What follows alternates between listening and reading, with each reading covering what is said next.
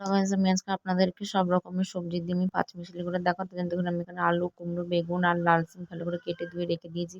আর আমি এর মধ্যে দেবো বড়ি, তেজপাতা, পাঁচফোড়ন, শুকনো লঙ্কা আর দেবো ধনেপাতা, এগুলো দেবো। প্রথমে আমি কড়াইতে তেল বসিয়ে বড়িগুলো ভেজে নিয়েছি, তারপরে একে একে আমি সমস্ত সবজিগুলো ভেজে নিয়েছি, কিন্তু ভাজার সময় কোনো নুন ব্যবহার করিনি।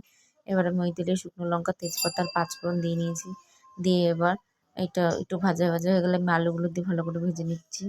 এরপরে এর মধ্যে আমি একে একে গুঁড়ো মশলাগুলো দিয়ে দিচ্ছি। প্রথমে আমি ধনের গুঁড়ো, জিরের গুঁড়ো দিয়ে দিলাম। দিয়ে এবার আমি এর মধ্যে হলুদের গুঁড়ো দিয়ে দিচ্ছি। দিয়ে এবার আমি মশলাটাকে ভালোভাবে কষিয়ে নেবো। এর মধ্যে এবার আমি কাঁচা লঙ্কা চিড়ে নিয়ে ভালোভাবে কষিয়ে এবার আমি এর মধ্যে একে একে কুমড়োগুলো দিয়ে নিলাম। দিয়ে এবার একটু ঢাকা দিয়ে দিলে যাতে আলু আর কুমড়োটা একটু আমার ভালোভাবে সিদ্ধ হয়ে যায়। এবার আমি এর মধ্যে একে একে সিমগুলো দিয়ে এবার আমি এর মধ্যে আন্দাজ মতো নুন দিয়ে দিচ্ছি।